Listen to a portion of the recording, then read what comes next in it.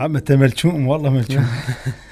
اليوم تريد تطلعين ملشوم انت اليوم، حتى رسائل ما عندنا احنا.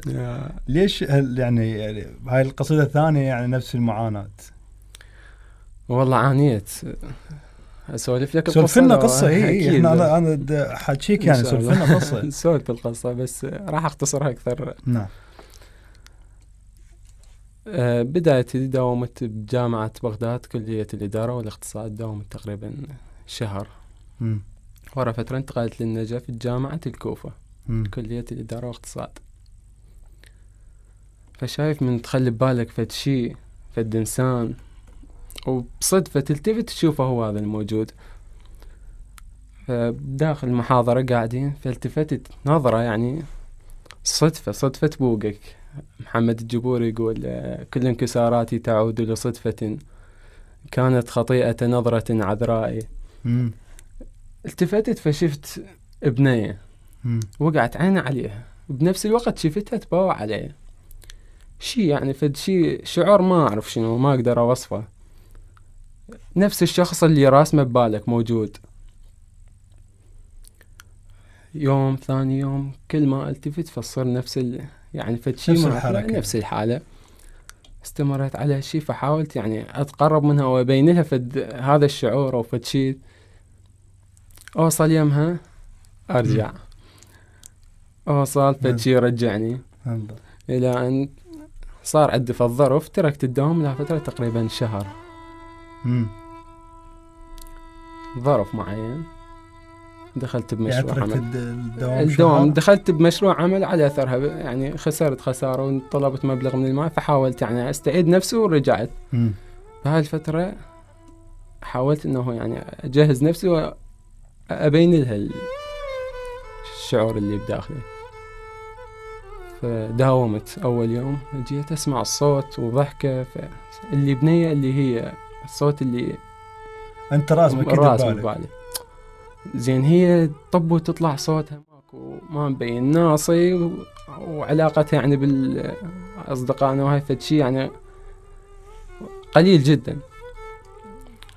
دخلت للقاعة أشوفها قاعدة بصف شخص. هنا ما أعرف الصدمة فد شي. حاولت رجعت أريد أعرف الموضوع شنو. فطلعت سلمت على أصدقائي أول يوم يعني داوم. فواحد من عندهم مثل دقاني اليوم الله جابك خير خومك شيء. لا صدمك اليوم شنو؟ اليوم نسوي حفلة وفد شي بسيط بأنه علاقة فلان وفلانة، خطبة ارتباط يعني فد على باب خطوبة. واحنا كل يعني شايف بالكليات دائما اي شيء يصير فلازم نسوي حفلة وفد شي مرتين، بما انه التشاعر القسم وجماعتك هنا شعراء لازم كنت تشاعر. تجي هنا بهالموقف يعني انت شو تريد تسوي؟ انت جاي للشخص اللي يعني مكالمة تقرأ القصائد اللي ترايتنا راح تقراها إلا بس الغير شخص. يعني تتعذر ما تقدر عذرك ما مقبول. فشو قالوا الساعة 12 يبدي. الساعة 12 تقريبا 11:30 قلت لهم عندي أهلي بالبيت وحالة صحية مو شي. فحاولت إنه أبرر فتشي انسحبت طلعت ما مستوعب الموضوع. ثاني يوم بديت داومت أريد أعرف شنو السبب. فقالوا تأجل مهرجان الباحة لأنه على مودك. يعني صارت زاوية أضيق من اللي كنت فيها. واليوم تقرأنا وهم الساعة 12 جايين المهرجان. بهاي الفترة نزلت جوا فأفتر فكتبت مجموعة أبيات توضح بيه يعني فشي السرد بس شنو اللي بداخلك.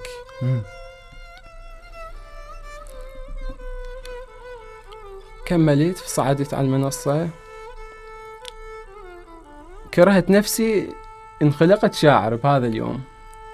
وأكثر أصدقائي يعني يسألون ليش ما تقرأ إنه انقطعت بذيك الفترة ذاك اليوم وهذا يوم أنا ما صعد أي مهرجان بالكلية على أثر هاي. فقرأت القصيدة. صح تأخرت بس اللي يحب يبقى. صح تأخرت بس اللي يحب يبقى. وكان المفترض نخصمها بالحلقة. من كانت الصدفة تدير قلب عليك مو وجه وسواد عيونك قلقة. من كنت تدري رمشك سجني واركض ليك أنا أول سجين المارضة بعتقة.